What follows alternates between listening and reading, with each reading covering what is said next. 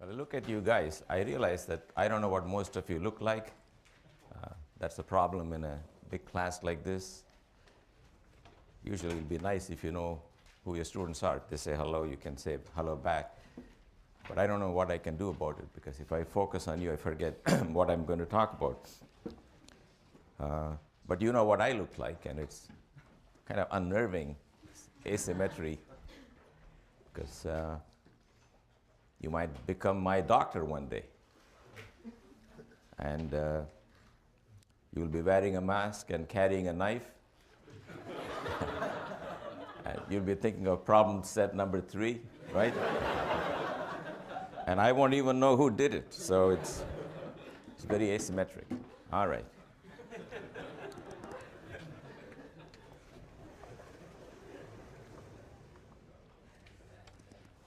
Okay, so anyway, maybe I'll get to know you if you ask a lot of questions, or your favorite pastime, finding something wrong on the blackboard. Look at that. No, I didn't do that. I cannot even reach that far. I don't. Okay. So let me now go back a little bit, because I think I rushed some of the topics near the end, and I thought about it some more. So I think it'll be helpful to revisit this question about image charges. I want you to think about what the point was. So here's the main thing. You all know how to think about the potential or the field, right? I give you a bunch of charges, and you calculate the potential, and you take derivative, you get the field. Sometimes that's not the only kind of problem you have to solve. You may have to solve the following problem. There is some chunk, maybe a potato, and you bring some electric charge. What does it do? That's a meaningful question, because it does something, right? And nature calculates right away and does something. But if you want to figure out what happens, it's quite complicated. So somewhat easier problem is the case of the perfectly conducting potato, which is kind of solid metal, shaped like whatever you like. You bring a charge next to it. What happens? That question occurs a lot, because we do electrical experiments in the presence of many conductors. And the simple thing about a conductor is the whole conductor is at one potential. So I want to take a simple problem and see if we can answer it. Now, most problems you cannot answer. By cannot answer, I don't mean in principle. In principle, we know the equations, we can solve them. Including the real potato, you can actually figure out everything. But it's too hard. You cannot write it in simple form. There are a few simple textbook examples where you can ask that question and you can answer it. And the question you want to ask is, here is an infinite conducting plane, and it is grounded. Grounded means what? You take a wire and you connect it to the earth. Now, the point of connecting to the earth is that the earth is pretty close to being an object at zero potential. In other words, if you bring a charge from infinity to the earth, the amount of work you do, you can take to be zero. And on a daily basis, people are dumping charge, people are taking charge out of it, but it's so huge, it doesn't matter. It's like one of the reservoirs you study in thermodynamics. You can take some heat, you can put some heat, it doesn't change its temperature. So the earth is a huge repository where you can take a few charges now and put a few back. It'll always remain at zero. It'll force you to also go to zero potential. So that is that plane. And you have you have another charge Q. You slowly bring towards that plane. And you may like to know what's the answer to this problem. What does the field look like everywhere? Now, this plane, for convenience, I'm going to be taking to be infinite. So if you want, the side view of that plane looks like this. It divides the whole universe into two parts, where you are with your charge and the rest on the other side. So what will this plane do? You can see that if it did nothing, it's in trouble. If it did nothing, this charge at that distance will produce a positive potential. At that distance, it will produce an even bigger positive potential because it's closer. So different parts of the sheet will be at different potentials. That's not allowed. It's an equipotential. It's a metal. It's got to arrange its potential to be constant. And because it's connected to the ground, that constant has to be zero. So the way it will lower its potential from your attempts to raise it is to suck up some negative charge from the ground. So negative charge will leave the ground and somehow come and stand in front of this positive charge, maybe something like this, over some region roughly proportional to the distance between you and the plane. Then what will happen is the electric field lines, which would normally go through the metal if it wasn't there, will now, of course, have to come and terminate on that metal. And they have to terminate perpendicularly because the electric field is always perpendicular to the conductor. You know why, right? Because if you move along the conductor, the potential cannot change, so the line integral of E must be 0. But basically, you should not feel any force as you move along the plane. So E is perpendicular. So some bunch of charges will be drawn from the ground as necessary, and this is what will happen. The question is, can you say anything more in detail? Can you actually calculate the charge distribution on this infinite plane? Can you calculate the force of attraction between the charge you have and the infinite plane? You know there's going to be attraction because your charge I take to be positive, and this has got negative, they'll be attracted. What is the attraction? These are all well-defined questions, and they exist no matter what this is made of, but for this infinite plane, we can actually answer it. So we answer by the following device, which is what I was trying to tell you last time. If you take that infinite plane, your conditions are that it should be at 0 potential, and to the left of it should be the charge Q I put in. These are the requirements. So you dream up another problem, but that's a charge minus Q, same distance d from this one.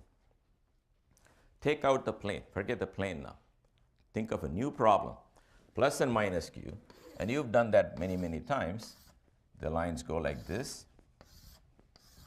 And you know that on the perpendicular bisector, the lines will be perpendicular because the potential everywhere is 0, right? Potential is a scalar, and whatever this guy does, that will do minus of that because it's at the same distance, but has minus Q. So V is 0, so E will be perpendicular. Now, if you take that arrangement and look what's happening to the left of the plane, it looks like exactly what we want in our problem.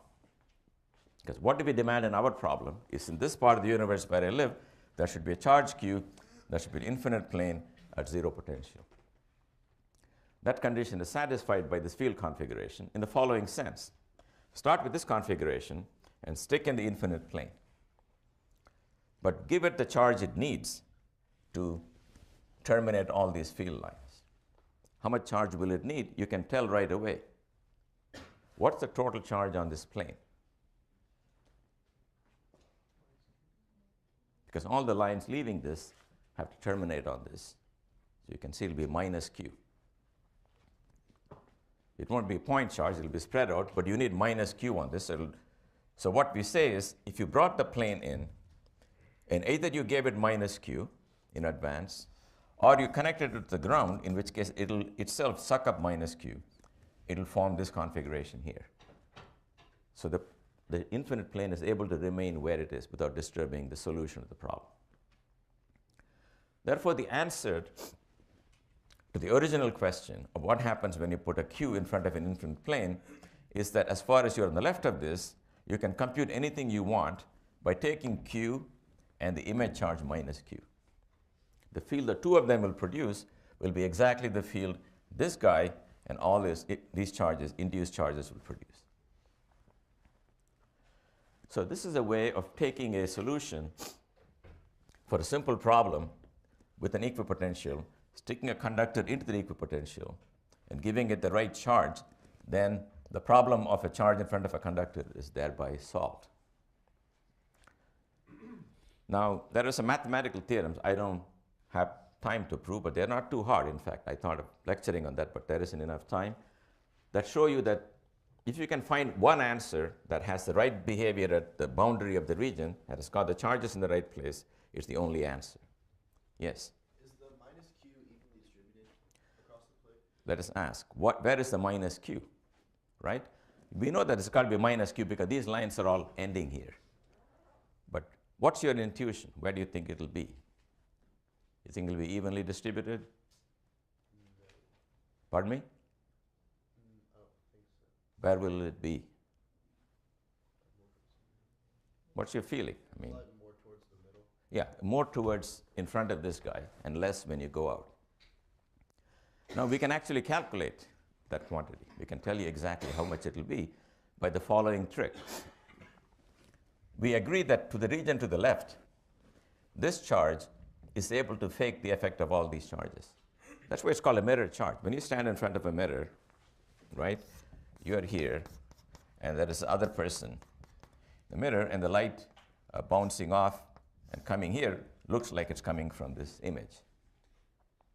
So to the left of the mirror, either you can talk about you and the mirror and the reflected light, or forget the reflected light. It's as if there's another person behind the mirror. Of course, you know there is no other person behind the mirror, right? I don't want to be the one to break that news. There isn't.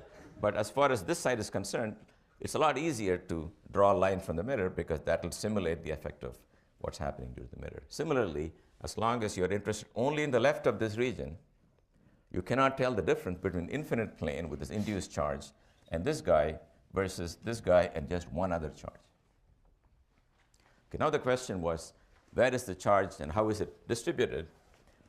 You agree that if you knew the electric field here, you can find the charge density, because if you draw a little Gaussian surface like that, then we know that sigma over epsilon 0 is the electric field. So if you knew the electric field, you can find sigma, and I find the electric field very simply by saying that's the repulsion from this Q, that's an attraction from that Q. If you add the two, you get the sum, which I can calculate. It's a very simple sum. It's a contribution from 2 point charges. You can calculate it as a function of this angle here, or as the function of the distance here, and that will tell you what sigma is. And it will have the property you expect. It will be largely in front of this guy and will vanish very quickly when you move away from it. If you integrate that surface charge density over the plane, you will in fact get minus Q. So you've answered some of the questions, namely how will the charge distribute itself on this infinite plane. Next thing you can ask is, what's the force of attraction between this one and this one? Now, is it really the same as this one and this one? And the answer is yes. And the reason is the following. In this region, for example, the field is due to this guy and due to all these, but that's the same as this guy and this guy. This one, of course, doesn't respond to its own field. It responds to the field of all of these. But all of these precisely have the same field to the left as this one charge. Therefore, this will be pulled towards the one charge. It thinks it's falling towards the other charge, but it's actually falling towards the plane. And the force will be Q times minus Q over 4 pi epsilon 0 times 2d. Right? That's the force of attraction. It will be minus Q squared over 4 pi epsilon 0. Distance between them is 2d. So you can calculate that too. So normally it's a difficult problem because the image charge reduces the problem of a very complex conductor to that of a point charge. Yes? Wouldn't it be 2d squared? Yes. Thank you.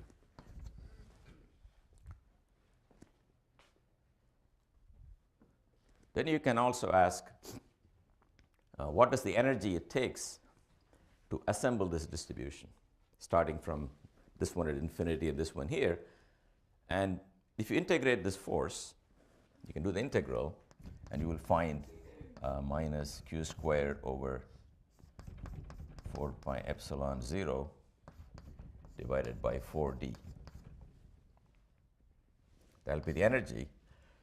Naively, you may have thought it should be Q squared over 4 pi epsilon 0 2d, because 2d is the distance between them. But it's only half as much. It's half as much because if in real life you had a plus and a minus Q and you brought them together, you will be exerting forces on both of them and calculating the work done. But in this actual example of an infinite plane, you only do work on this guy. Therefore, the answer will be half. So not everything is the same. For example, the energy in the electromagnetic field, which I will tell you about later today, will be half as much as before, because in the fake problem, the energy is here and here. The real problem, the field is non-zero only here, but 0 here. Yep. For the potential energy, is it 1/40 or 1/? You would think it's 1 over 2D, right? Yeah. But I'm telling you it's 1 over 4D. Because when you take the integral, you have 2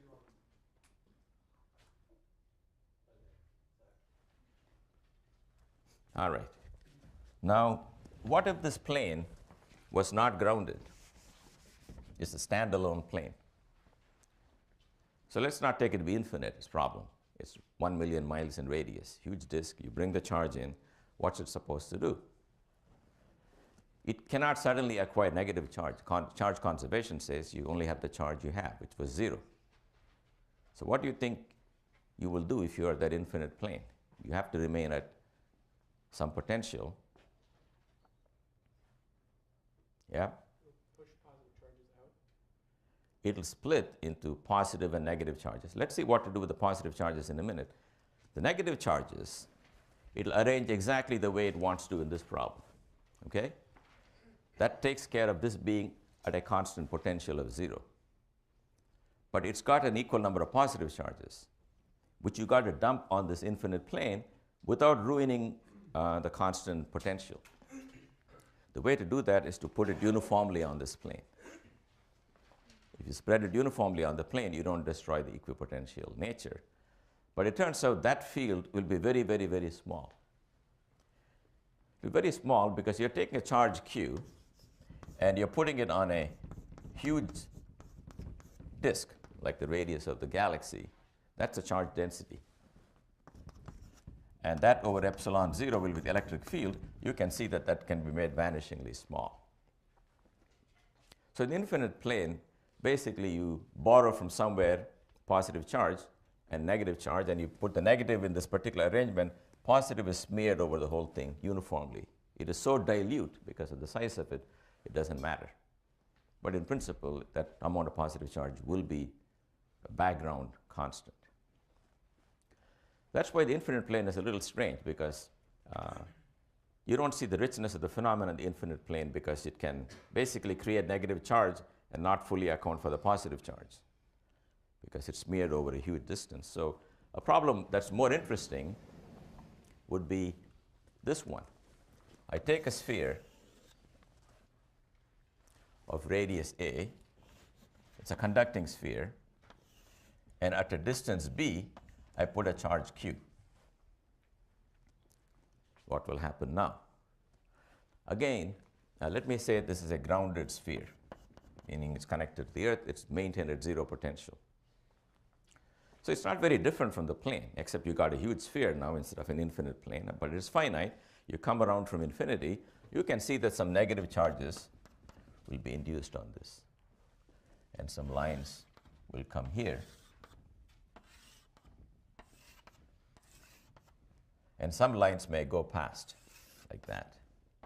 Because it's a finite sphere, not every line has to terminate here. Now the question is, what will be the charge distribution? How will it arrange itself? And what will be the surface electric field and so on? That's what you want to calculate.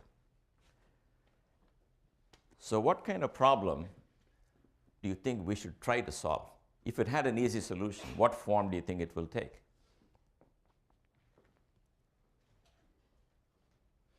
Yep. We could put a charge on the other side of the sphere? Okay, that's not a bad guess. If you put a charge on the other side of the sphere, then in the universe in which you're living, namely outside the conductor, things have changed, right? In the image charge problem, remember the fake charge was never in your universe, it's outside. The problem you defined yourself should remain the same where you are, but you can do stuff inside the region that's excluded from you. So you're almost right, you want to put a charge inside here. And where do you think you should put it, roughly? Can you make a guess where in the sphere it will be? Center is a good guess, but it turns out if you put it in the center, this doesn't turn out to be a sphere. But you agree that it should be on this line? just from symmetry. You don't want to put it anywhere else. So I will give you the answer. It's not very hard to calculate. That if you put a charge q prime at a distance s, which is a squared over b, and the size of q prime is minus q times a over b. A over b is less than 1. So q prime is less than q, and it's at a distance s from the center, which is a squared over b. This is something you can do for fun. You can go and calculate now the potential of this negative and smaller charge together with this positive charge q, and you will find, if you find q prime over r for that and q over r for this guy, it will be exactly 0 on the sphere centered here. So it's another fortunate thing that you can get a spherical equipotential by taking two unequal charges, not two equal, two unequal charges, and putting it slightly off center by this amount. Let's not do the algebra now. You can all imagine doing q prime over r prime, and you'll find it's equal to q over r up to a sign, and therefore it'll be, in fact, you can always make two things cancel at one point, but they cancel over an entire sphere. It's very amazing, but true. Yes? Are the field lines always perpendicular to the surface of the They must end up perpendicular. Tell me why. Can they end up at anything but perpendicular to a conductor? Oh, right, no. No, because if it's got a tangential part, it'll move the charges. So charges, once they've come to equilibrium, only force you can apply to a conductor is normal to the surface. So the lines will terminate in the normal way. So the problem you want to solve, the fake problem, the image problem, is a minus q prime and a plus q so located you get a sphere. Now you go and say, let me take another problem of a conducting sphere. There's nothing in it, grounded. What it will do is suck from the ground this charge and spread it exactly the way you want in this problem. And then it will come to zero potential. So grounded sphere with zero potential. So if you want to know what is the electrostatic potential there in this problem, we can do that now. What's the electrostatic potential here? It is due to this guy at that distance and the fake charge at that distance. You should add them with the proper sign. So the problem of the field due to very complicated distribution of charges on a conducting sphere and a point charge is reduced to the problem of 2 point charges. Very easy to add the potentials, take the derivative, and find the field. If you want to know the surface charge density, you find the electric field at the surface. It will come out to be perpendicular. Then sigma over epsilon 0 is equal to E. Therefore, if you knew E in magnitude, you can find sigma, and you can find the charge distribution on the whole sphere. If you integrate that guy, what will you get for the charge distribution on the surface? What should it give for the total charge? Pardon me? Use Gauss's law. Use Gauss's law for the real problem and the fake problem. In the real problem, surface integral of E is the charge on the sphere. But the same E is produced in this combination with this guy here, but surface integral of that is a charge enclosed, which is q prime, up to some epsilons. Therefore, the charge on the sphere will turn out to be exactly same as the q prime. Just like in the plane, it will be some negative charge, but it is spread out in a particular way, and you can verify that. Now, it's a more interesting question is, what if this is not grounded? In other words, it's an isolated sphere, and you're bringing a charge near it. It wants a certain negative charge to spread on the surface to produce a zero potential here, but you don't have negative charge, you have zero charge. So what will you do if you're at that sphere? You will say 0 is equal to q prime plus minus q prime. You would split into q prime and minus q prime. The q prime will arrange itself on the sphere to exactly terminate these field lines. But the only difference is now you got a charge minus q prime left over. You have to spread it around. And you don't want to screw up the equipotential nature of the sphere by doing that.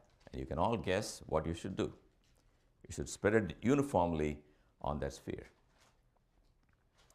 So it will contain a negative charge distribution which is biased in this direction and a positive charge distribution that's uniform in it. Then the three of them together, this one, the positive charge I put here of minus q prime, and this one, three of them together will keep the sphere at a constant potential. The potential it ends up with will, however, not be 0, because q prime and q made it 0, but you have a minus q prime at the center. Therefore, you must find the potential due to minus q prime on the surface of the sphere, which is that. That's the potential to which the sphere will come. So we have answered many questions. We said if you bring a charge q near the sphere, what potential will it acquire? It will acquire exactly this potential. We can predict the charge on that sphere.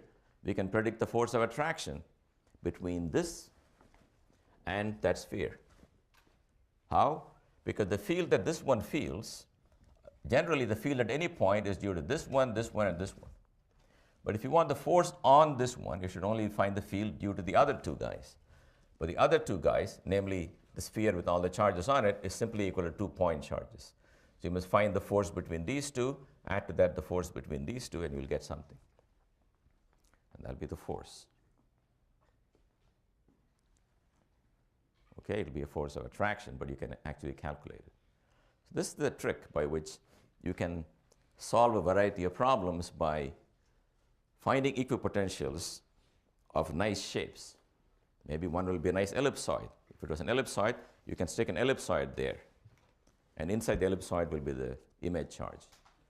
And if the ellipsoid is grounded, it'll get whatever charge is needed to maintain that at 0.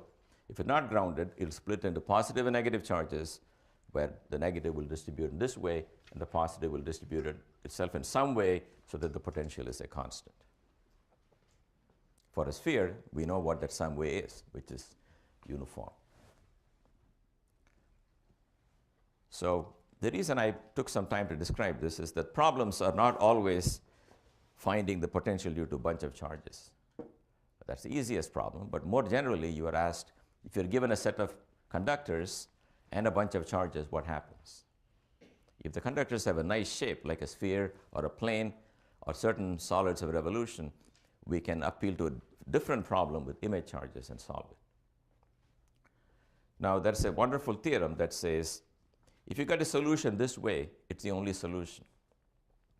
In other words, there's a theorem, which I'm not going to write down, which says that if in all of space that you're interested in, or at least in a region bounded by something, if you know the potential of the boundary, and you got a whole bunch of conductors, each one at a known potential, and you got a whole bunch of charges, that can be only one potential function, V of r, in this whole region. You cannot have two answers. There's only one answer to that question. In other words, the potential is completely determined by knowing the charge distribution and the potential on the various conductors you stick into that. They don't all have to be at 0. This can be at 5 volts, this can be at 9 volts, this can be at 13 volts, this can be 1 coulomb, 2 coulomb, 3 coulomb, minus 10 coulombs. This is, say, the sphere at infinity at 0 potential. There's only one answer. It's called the uniqueness theorem, which is why if you can find some way to fudge the answer in a given region, which is completely specified, that is the answer. Okay, so that is the interlude on metallic objects called conductors. So now I'm going to go to the other problem that I did towards the end, which is the notion of a capacitor. So if you take two blobs of metal, they're both neutral. Then you grab maybe a coulomb from this and stick it there, so that becomes positive and this becomes negative. Then you want to take more. You take more stuff. You can see that you're going to run into a resistance because these guys are getting positively charged. They don't want more positive charges. Meanwhile, the negative charge you leave behind wants it to come back. So you're working against that. But you do some work and you start pumping charge into this. So in the end, suppose you have a charge q there and charge minus q there. Then there will be a potential energy difference between the two because there's a certain amount of work needed to go from here to there. And the potential difference is a unique number because the whole solid has one potential, other solid has another potential. No matter where you start and no matter where you end, if you find the work done, that potential difference we like to call V. Therefore, V is always going to be proportional to Q. And the constant of proportionality we like to write downstairs and call it capacitance.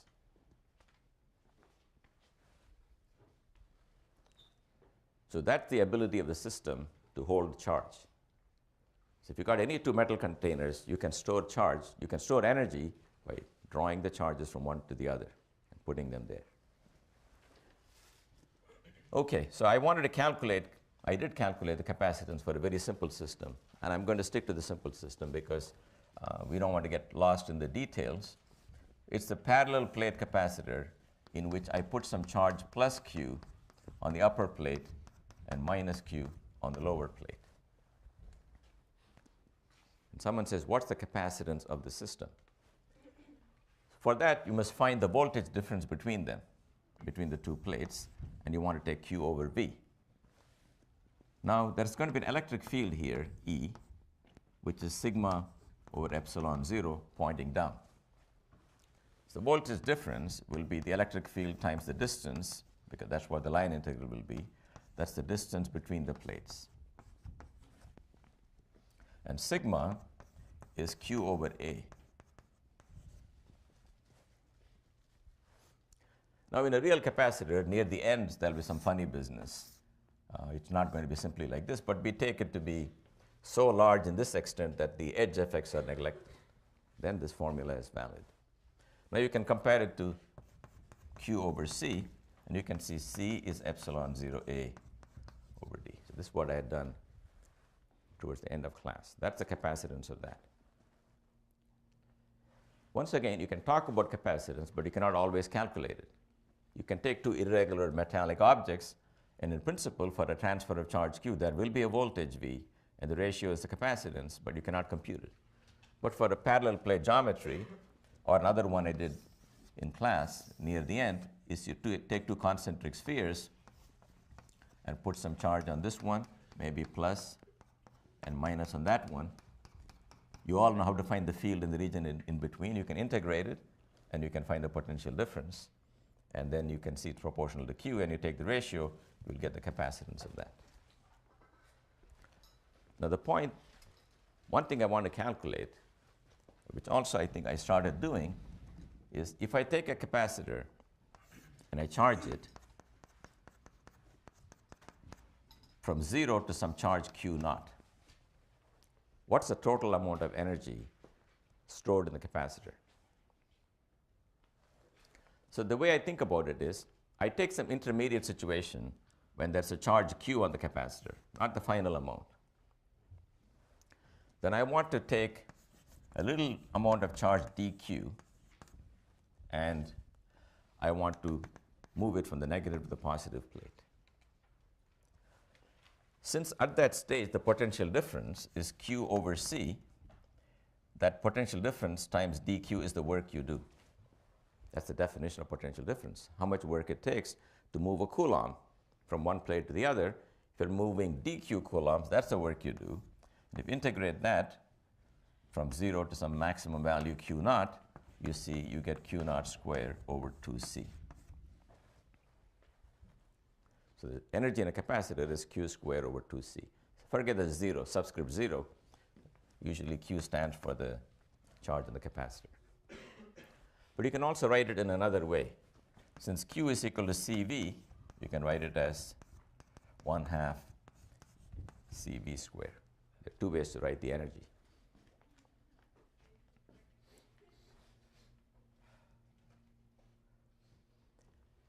So the energy in the capacitor is 1/2 CV squared, but I'm going to play with that expression and get a very interesting result, very profound. Capacitance is epsilon 0A over D. What about the voltage? It is E over D. Sorry, voltage is E times D. E squared, D squared. So what do you get? You get epsilon 0 E squared over 2 times A times D. What is A times D? It's the volume of the region that contains the electric field. Before you charge the capacitor, there was no energy and there was no field. Once you charge the capacitor, you got a field. And if you wish, you can say, I'm going to ascribe that energy to the fact that it's a non-zero field, in which case, this is the energy per unit volume due to an electric field. That's a very interesting notion. Little u is the energy per unit volume, and that happens to be epsilon 0 E squared over 2. In other words, it takes energy to establish the electric field. So in this room, if you go to a tiny region where E is essentially constant over the tiny region, epsilon 0 E squared over 2 times the tiny volume is the energy in that tiny region. So once you've got an electric field, it just cannot disappear. Law of conservation of energy will require that you account for it, and this is the energy per unit volume. It turns out to work even if you got radio waves, electromagnetic waves going anywhere. If you take that energy electric field squared times epsilon over 2, that's the energy density. All right, so this is really the end of what I wanted to finish last time, but I wanted to go back to the study of equipotentials and conductors. But now I'm setting the stage for electrical circuits.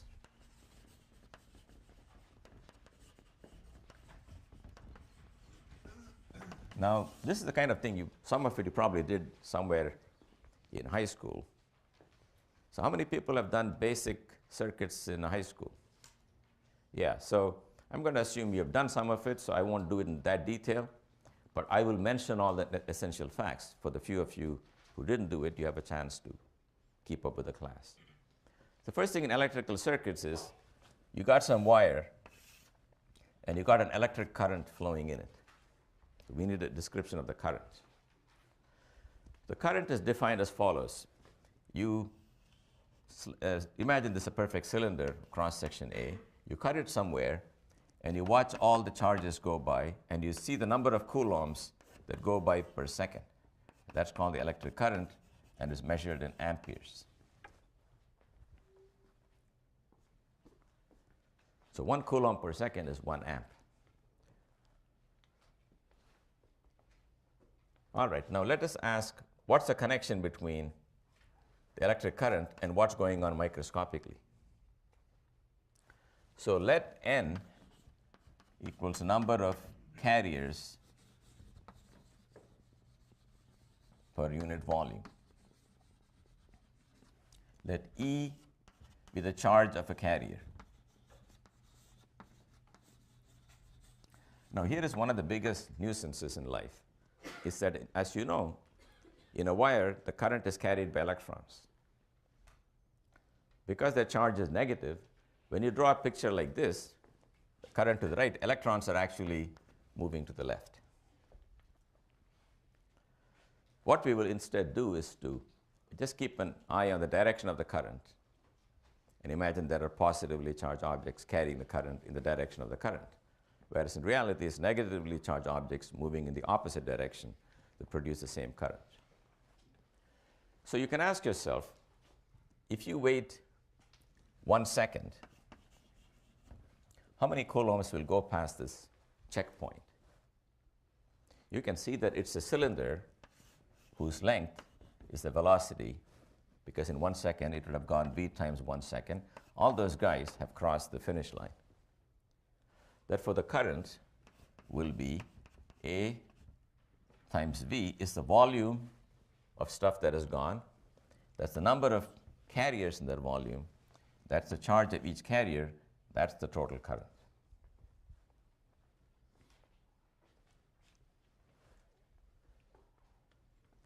So we like to define a quantity called the current density, which is the current per unit area. That will be equal to NEV. And actually, current density is a vector. So if you want, because the velocity is a vector, you can make it a vector like that.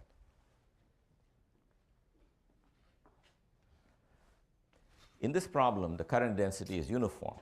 In fact, in any wire, the current here and the current there and the current there do not change, because if it changes, charge will pile up in some places and like a traffic jam. Then it'll resist it till this thing evens out. The current's constant on a wire. Need not be uniform across the cross section of the wire, but I'm going to take it to be uniform. But if it's not constant, then you can have a J that's varying with space. Then the current crossing that surface will be the surface integral of J dot dA. In other words, divide that area into tiny little patches, dA, then as we have seen many times, whenever something is flowing, it's the dot product of the flow rate with the area that measures the actual flow. You add it over the surface, that's the current crossing a surface. We won't use this formula very much. I'm just mentioning it for completeness. All right, so the next question is, I've told you there is no electric field inside a conductor. But if you take a resistor, even a nice thing like copper, it's not a perfect conductor, actually there's an electric field inside a conductor. That's what makes a current flow. If you want any wire to carry current, except for ideal wires, which have no resistance, any realistic conductor needs a field to drive it. The reason is that if you look microscopically, these carriers are all going like crazy in all directions. That's precisely why they don't carry a current. They don't have a common direction. They're going very fast, but they're going nowhere. One guy is going to the right. For every one going to the right, there's one to the left, one going northeast, and one going southwest. The velocities all average up to 0.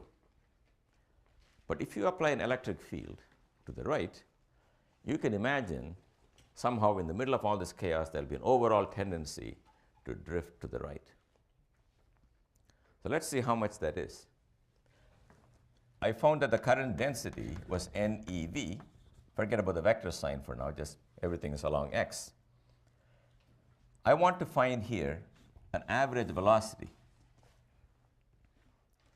What's going to be the average velocity over all the particles at a given time? Now here's the picture of conduction. You should in fact find it very paradoxical that when you have an electric field, the electric field produces a force E times E, has an acceleration A, so the charges should accelerate. If they accelerate more and more, the current should keep on growing because velocity is growing. But you get a steady current in spite of a force acting to the right. Do you know why that happens? Why doesn't everything accelerate and pick up more and more and more speed? It is resistance, but microscopically, why don't these particles pick up speed forever? They collide. They collide with basically the impurities in the solid. And every time they hit their head on one of the impurities, they don't know what happened, and they bounce off the collision in a totally random direction. So they may go in this direction, hit an impurity, there's no telling which way they'll come out. They can come out in any direction with equal probability. So they lose all memory of what they were doing after each collision.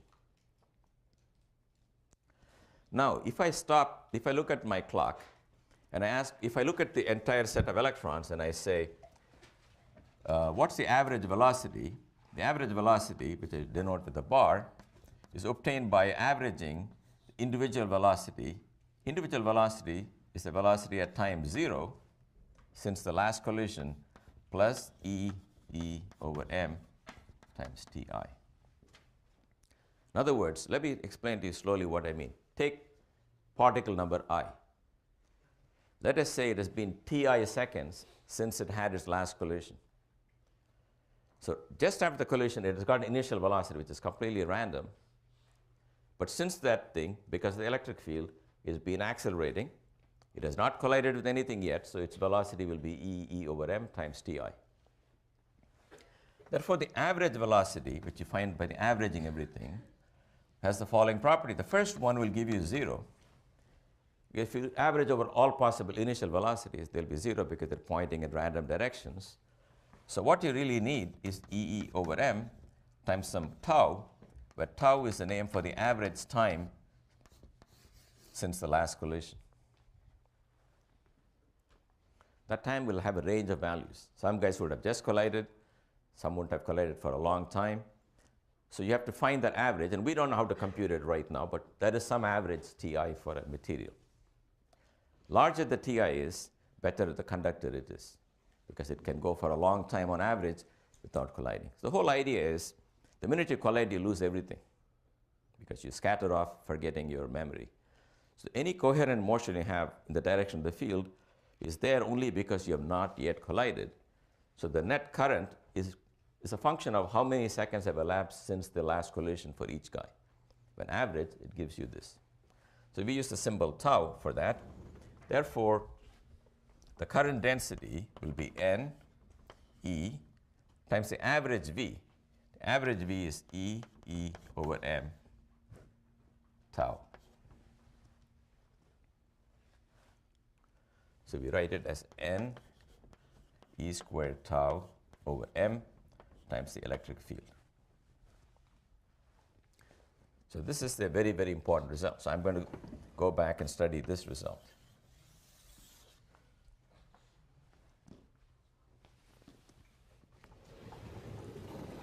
It tells you that the current density in a wire is there thanks to the electric field, and the number in front of it happens to be the number of carriers, E squared tau over M. Does that formula make sense? Take a minute to look at that formula. You apply a field. That's why they even know which way to flow. If you don't have a field in a wire, the current doesn't know which way to flow.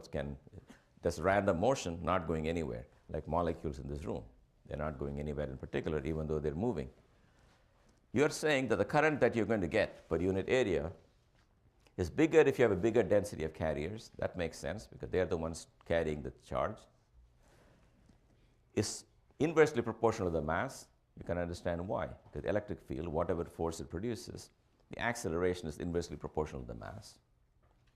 Bigger the tau, bigger the response, because they can go for a longer time on average before colliding. Therefore, they have more time to pick up speed in the direction of the field. E squared is interesting. One E comes because the force on the carrier is little e times big E.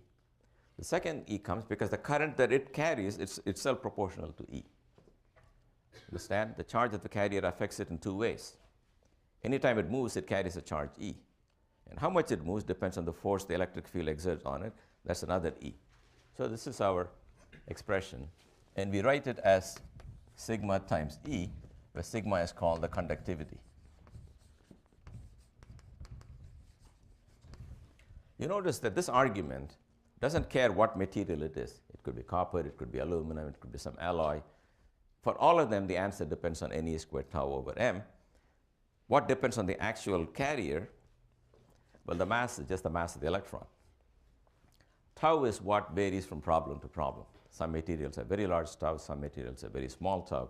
That's what decides how good or bad a conductor it is. So this is the formula.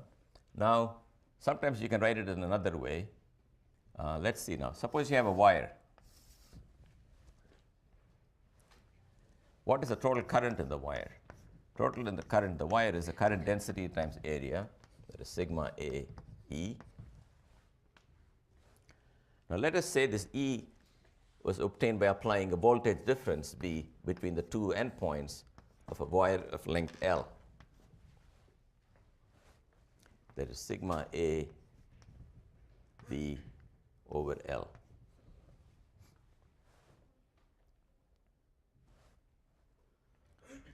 Do you understand? The electric field times the length of the wire is the voltage difference between the two endpoints. So rather than saying the current is driven by the electric field, let's say the current is driven by the voltage difference between the two ends of the wire. So that's why I wrote E as V over L. But now you see it looks like V over R, that R is by definition is called the resistance of that wire. It's measured in ohms, as denoted by this symbol. This is how you get Ohm's law, because just by going to the microscopic equation and applying it for a length of L, wire of length L, I'm able to find that the current is proportional to V divided by some number. That number looks like L over A sigma, also written as L rho over A, where rho equal to 1 over sigma is called the resistivity. It's just the inverse of the conductivity. So bigger the resistivity, bigger the resistance, but notice if the wire is twice as long, the resistance of the wire will be twice as big. That makes sense to you? For a given material, if you double the length of the wire, the resistance is double. If you double the area, resistance is turned into half its value. Because if you got a big wire, you can think of it as two wires which are carrying the current together, therefore the resistance is half as much. So this is the relation between resistivity and the resistance. As far as we are concerned, the main thing for us is just Ohm's law, which we are going to use. V equals IR. And this is telling you roughly where you get it. So what's the summary of all this talk? In a wire, unlike in a perfect conductor, there is an electric field. And it's electric field that keeps the charges moving. But whereas an electron, for example, in the vacuum, an electric field will accelerate indefinitely, the carriers in a wire do not accelerate indefinitely because they keep bumping into stuff. And every time they bump into stuff, they lose the gain they had. They start all over again. So at any given time, the activity I have or the motion I have depends on how many guys are still around since the last collision. They are the ones who have been picking up speed, and that's how you get conductivity proportional to the applied field. So it's hard to get a velocity proportional to force. You always get acceleration proportional to force, but when you got random motion, the velocity is proportional to the applied field. By the way, I should tell you, in a real solid, if you ask what do they collide into, can you imagine? Can you have a mental picture of a solid where the atoms form a nice array, the nuclei form a nice periodic array, and the electrons in a metal are free to travel the length and width of the solid. But who do you think I'm talking about when I say collisions? Pardon me? Other electrons is possible. How about with the nuclei? If you're an electron, you're going through, you see nuclei every, whatever, 10 to the minus 8 centimeters. That's another nucleus. But that's not what matters. This is more advanced theory when you try to find the conductivity of materials. A perfectly periodic lattice of nuclei, electrons have a way to travel through them without ever colliding. It's like if you cannot see and the furniture is all in a certain place, you can navigate freely around them. But if somebody moves something, then you're not expecting it, and that's when you have a collision. And that motion comes about when you heat the solid. When you heat the solid, the nuclei start vibrating, so you don't know quite where somebody will be. That gives a small probability for the electron to collide with them. Therefore, the conductivity will quite often depend on the temperature, but it can also depend on the force of interaction between electrons. But even if electrons don't interact with each other in a serious way, the collision of the nucleus is controlled by lattice vibrations. But no matter how sophisticated the calculation is, you can go to my office and ask, what are people doing for conductivity? Everyone is trying to compute this quantity tau in NE squared tau over m. The n, the e squared, they're all what you think they mean. Tau is more sophisticated, and you have to calculate it in a quantum theory. But in the end, after all the work, you get a number tau, you put it in the same formula, NE squared tau over m, to get the conductivity of a material. Okay, so now I want to do a little electric circuits for you. So here's one simple circuit I'm going to do. I'm going to take a capacitor, charge it up to some amount Q, then I'm going to put my resistor here like this and ask what happens when I close that switch. Okay?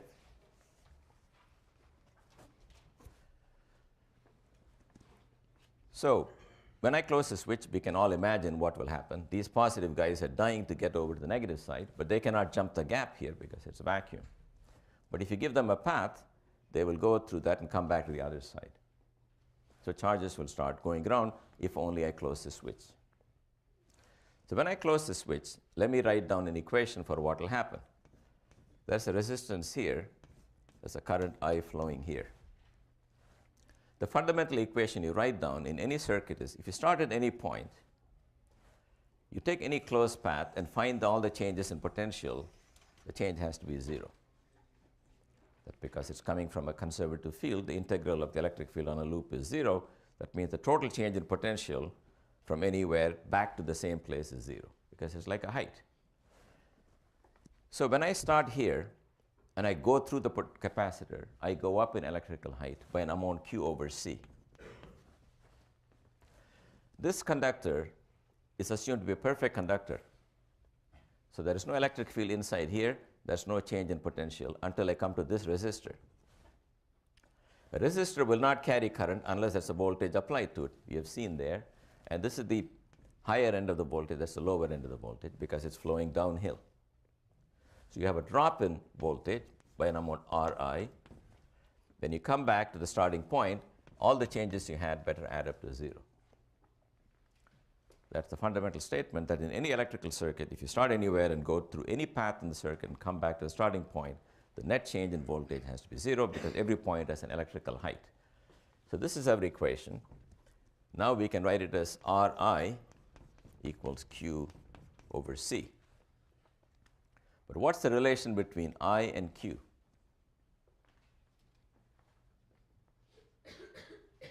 Can you find the relation between I and Q? Suppose a current flows for a short time. Who is paying for it, right? Where is the charge coming from?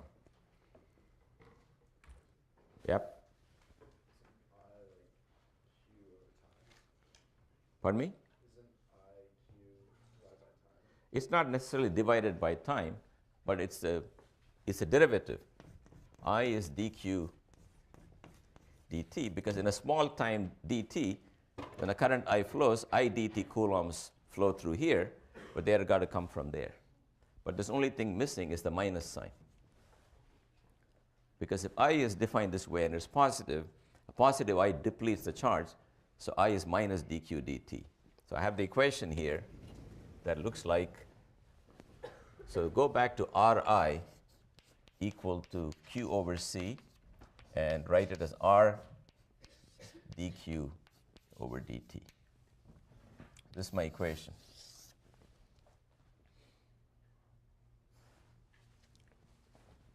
That can be written as dq over q is equal to minus R minus dt over RC.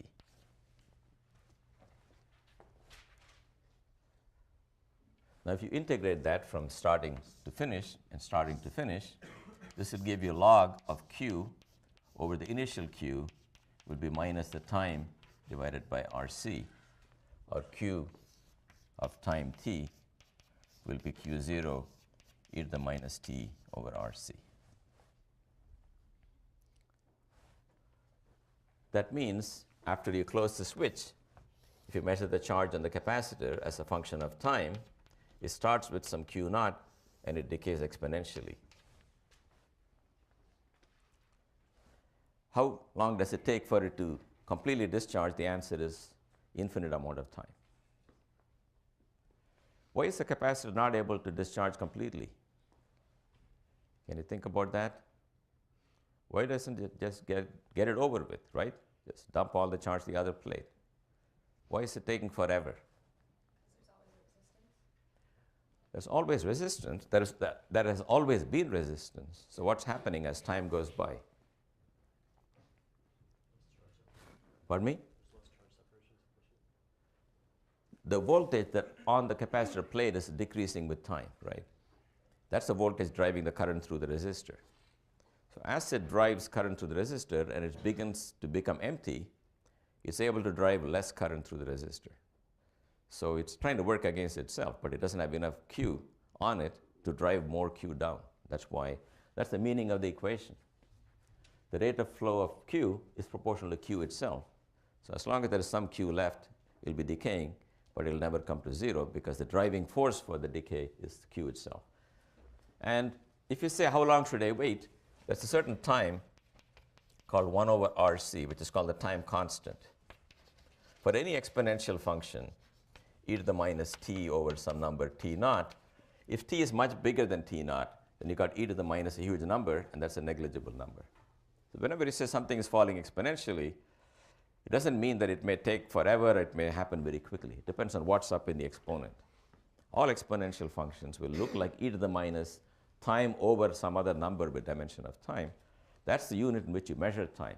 If little t is many times big T naught, then it's e to the minus big number, which is negligible. So you've got to wait many time constants before a capacitor will discharge. So capacitors are pretty dangerous. In fact, your computer, if you open it, there can be capacitors inside which are charged, even though it's not plugged into the mains. So don't think it's safe to open an electrical device just because it's not plugged into the mains, because people tell you, hey, pull the plug, then you can do what you want. Not quite, because if you do that, that's a big fat capacitor. That little R stands for you, okay? That current is going to go right through you. That's why they always tell you, do not take this computer to your bathtub, for example. So these warnings, even though they sound ridiculous, part of it is true. Capacitors are very dangerous. So what you want to do is discharge all your capacitors first. Even in flash bulb, that's what happens. You charge up a lot of charge in a capacitor, and the resistance there is the bulb itself, the little coil in the bulb. When you close the circuit, the capacitor dumps all its charge, and then in the brief moment, the coil heats up, namely the R heats up and glows, and you have a flash. But there you want time constant to be very small, because how long are you going to tell people to keep smiling, right? So you got to get on with it, so you put in a very rapid time constant. So R is going to be very small. But sometimes you want the decay to be very, very slow. People are even thinking of getting rid of batteries and just buying capacitors. By a capacitor, you can use it to drive something, but slowly the voltage will go down. So if your device can operate over the range of voltage, the voltage is just Q of t divided by C. That's the voltage at a given time. If you can operate up to that voltage, between that and that voltage, you can run it for that time. Okay, so this is the fate of the current. Now what is Q0? At t equal to 0, what was the charge on the capacitor? Well, that's the initial charge on the capacitor. What is the current in this problem? I. It's just dq dt. It's minus dq dt. And if you do minus dq dt, you will find it's Q naught over RC. Just take the derivative of this function times e to the minus t over RC. At t equal to 0, Q naught over C is the voltage on the capacitor divided by R is the current. That's the current it starts with, but the current also decays exponentially. So it's with another prefactor.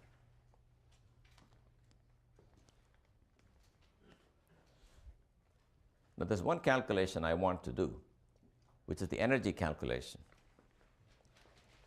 If I had a capacitor that was charged, I had an energy 1/2 CV square, or if you want Q square over 2C. At the end of the day, my capacitor is completely discharged. You want to ask yourself, what happened to the energy I had in the capacitor? And we all know the answer is that it went through the resistor and heated it up, and the heat energy or light energy is where you got your rewards. But we got to make sure that the energy deposited in the resistor over all time is equal to the energy you had in the capacitor.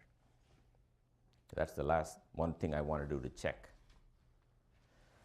So when current goes through a resistor, here's a current going through a resistor, what is the rate at which energy is being consumed? So you must think of, let me draw the resistor this way, it's very suggestive. You're flowing downhill electrically through voltage V.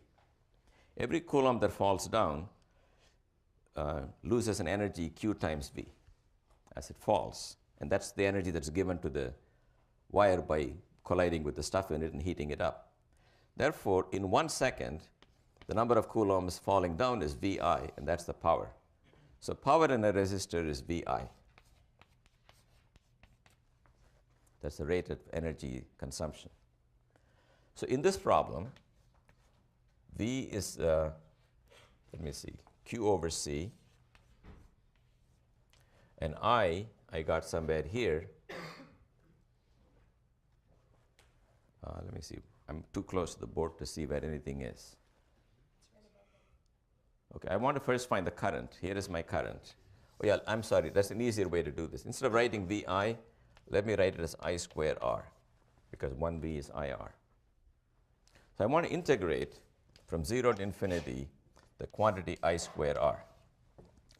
Now I'm not going to waste your time, guys. First of all, you know how to do this integral. Square this, multiply by R, and do the integral. And believe me, you will just get Q naught squared over 2C. I don't want to spend time doing that. So that's where the energy goes.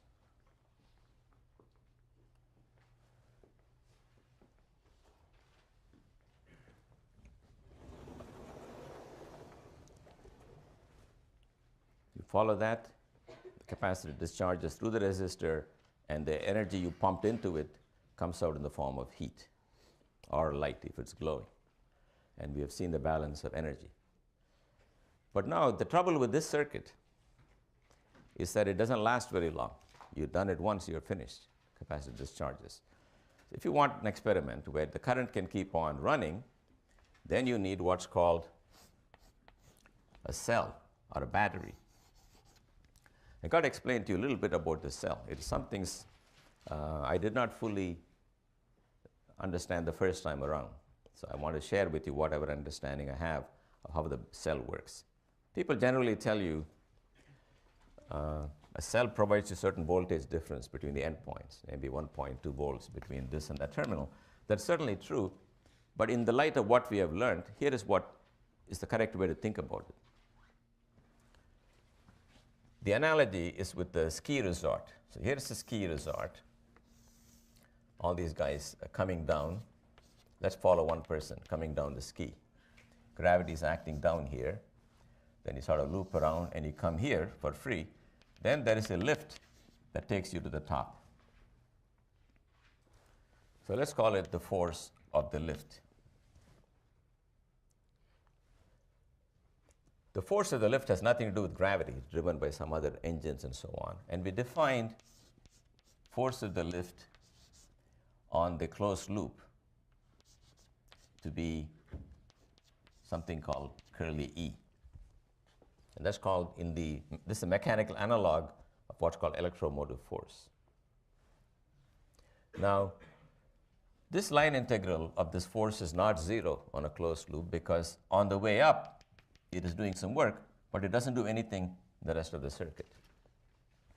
See, it's always acting up. It's moving a distance h. Maybe that force times h is the electromotive force. So you go to the top, you come down, and then the electromotive force comes and pushes you back to the top, and again gravity brings you down. So in a battery, what you have is the following. That's where you have to follow this very closely. Here's an electrical cell. In an electrical cell, you have a lot of positive charges. There are a lot of negative charges. And the field, in fact, looks like this. So when a current flows, it goes like that, goes through a resistor, comes down. But the current, you realize, has to flow up here. Inside the cell, if the current flows this way, the current has to go like this. The electric field is actually pointing down between the plates. That's not what makes it move. Because there's an extra force. This is your electric field. There's an extra force called E prime, which is of chemical origin, which pushes your charges against their will from lower potential to higher potential. That is like the ski lift. The electric field everywhere is like gravity. Is line integral that way and line integral that way are all the same. But this E prime has a line integral, E prime dot dr on a closed loop, which is not equal to 0, and in fact is called the EMF. You can see it's not 0 because it is non-zero here. Everywhere else it is 0. And in the region where it's non-zero, there's no cancellation. The displacement and the force are all in the same direction. So it's a non-conservative force sitting inside the battery. It's a chemical force. The usual electric field that we all like, E dot dr, in fact has line integral equal to 0. But when you're inside this battery, If you ask how big is this E prime and how big is this E, what happens inside the battery is, once you start piling up charges there, there's an electric field opposed to the charges coming. The chemical force will exactly balance the electrical force inside. So inside this region, the electric field will be minus that chemical force. E prime is the chemical force per charge. Inside the battery, there is something that takes a charge against its natural instinct, against gravity, if you like, and takes it up. You need something like that to make this thing run. Otherwise, charges will just sit in the bottom. They won't go up. So you need an external agency. Sometimes you can have a belt in a Van de Graaff generator. You have a belt that runs up and down and carries positive charge to the top, even though the top is already positively charged. Left to itself, a positive charge would never like to go to the dome, which is positively charged, but you drag it on that belt, kicking and screaming. You got to do that to charge it up against its will. That's what provides the force there. You can connect that guy to a resistor, and the current will keep flowing. Okay, now here's the interesting thing. Since inside this loop, the electric field and the chemical force are exactly balanced. Okay? Now let's look at E dot dr between here and here, between the positive and negative terminal. That's the same as E dot dr inside. So E dot dr from the positive to the negative terminal is minus E prime dot dr from the positive to the negative terminal.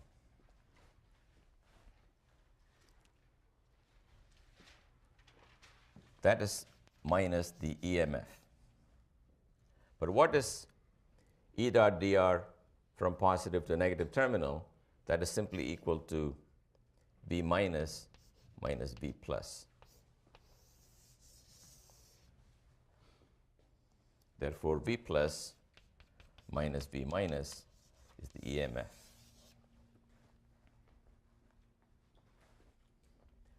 So if the chemical force has an EMF, which is the line integral of the chemical force around a loop, which is basically inside the battery, that will be also equal to the voltage difference for a person living outside the battery. If a person outside the battery went on a loop like this from here to here, the line integral done by the electric field, which is the voltage drop, will be the, if you want the voltage gain between this one and this one, will be exactly equal to the EMF. So V plus, and this is V minus. Let me just make sure this part is correct. The line integral is 0, or if you like, the integral of the electric field from here to here, doesn't matter which path you take for the electric field, it's conservative. That's equal to the integral of minus E prime from here to here, but that's the same as doing it with the polarities reversed in the integral, and that will be the EMF. So that's equal to integral E prime dr from minus to plus. And that'll be equal to, that'll be equal to V plus minus V minus, if you write it that way. Okay, so the point is, when you have a battery, if you don't want to get into any of the details, this is what you guys have to know. If you don't look under the hood, just look at those two terminals, there'll be voltage difference between them equal to what's called the EMF of the battery. The subtle thing to remember is there are non-conservative forces at work inside the battery. This is what you may not realize, whose line integral is in fact not 0. But you don't have to know all that. You just have to know the integral. You have to know what happens if I go from here to here in an electrical circuit. I go up in voltage equal to E. That's what I want you to remember. For those of you who want to know the details, this is the reason that happens. So from now on, we won't look inside the terminal. We'll take every battery to have an EMF E, meaning if you jump from a negative to positive, you gain a voltage.